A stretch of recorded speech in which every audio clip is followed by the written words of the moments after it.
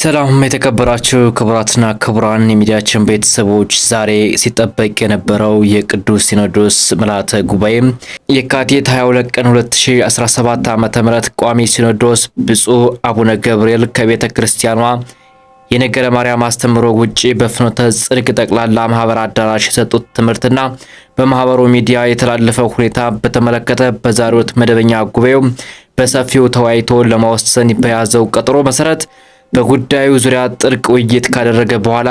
ውሳኔዎችን አስቀምጧል። ከውሳኔዎቹ መካከል በፍኖተ ጽድቅ ጠቅላላ ማህበር በተለያዩ ጉባኤያት ከቅድስት ቤተክርስቲያናችን አስተምሮ ውጪ በሚዲያው ያስተላለፈው የስህተት ትምህርት የቤተክርስቲያናችንን አባቶች ሊቃውንትና መላው ሕዝበ ክርስቲያን ያሳዘነ በመሆኑ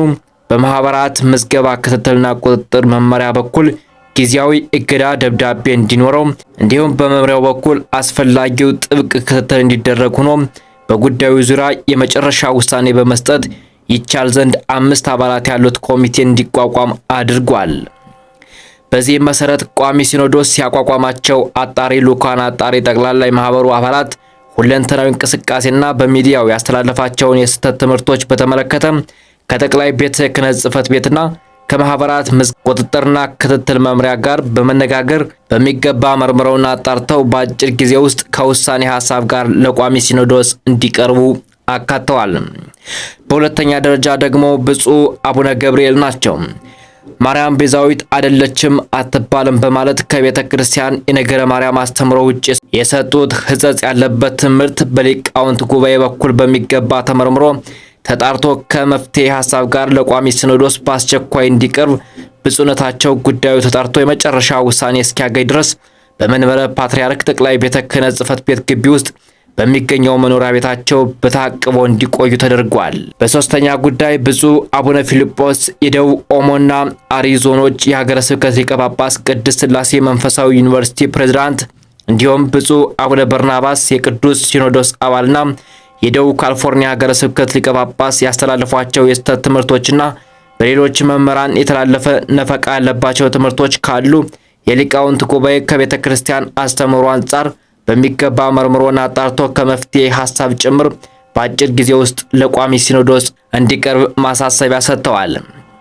በአራተኛ ደረጃ የኢትዮጵያ ኦርቶዶክስ ተዋሕዶ ቤተ ክርስቲያን መገናኛ ብዙኃን ስርጭትና ድርጅቶች ለፍኖተ ጽድቅ ጠቅላላ ማህበር ሚዲያ የአየር ሰዓት የሰጠበትን ዝርዝር ሁኔታና ከማህበሩ ጋር በተያያዘ አየር ላይ ያዋላቸውን ትምህርቶች የሚያሳይ ሪፖርቶች እንዲያቀርቡ ይደረግ በማለት ቋሚ ሲኖዶስ ወስኖ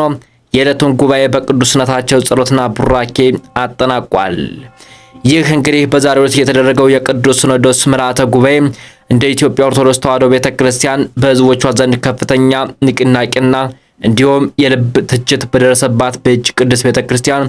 ቅዱስ ሲኖዶስ ለምን ውሳኔ ያስተላልፍም የሚሉ ሐሳቦች ሲነሱ መቆየታቸው ብዙዎች ዘንድ የታወቀ ሲሆን ይህንንም ተከትሎ ቅዱስ ሲኖዶስ ሊቃውንተ ቤተክርስቲያን ጠርቶ በአዲስ አበባ ለ3 ቀን ያህል ስብሰባ አድርገው ነበረ።